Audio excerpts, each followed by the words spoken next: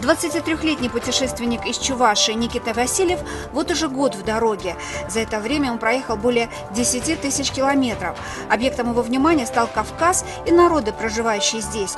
О том, с кем встречался, у кого был в гостях, Никита рассказал старшеклассникам второй моздокской школы. Выпускник этого образовательного учреждения Владимир Джанаев познакомился с путешественником в социальных сетях и пригласил его посетить родной город.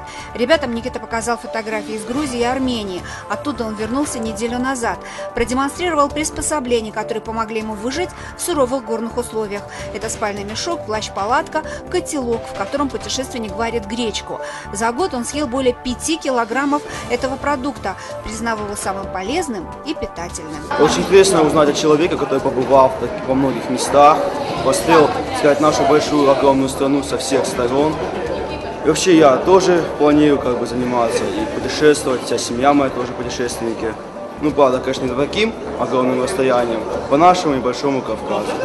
Ну, очень интересно было. Это моя сейчас большая практика своя, познаю народы, земли. А пришел к этому постепенно, уже после школы я начал пробовать себя в разных видах путешествия, автостопом. А потом я пришел к велопутешествию, потому что это самый независимый вид транспорта вообще, как передвижение в городе, так и межгород.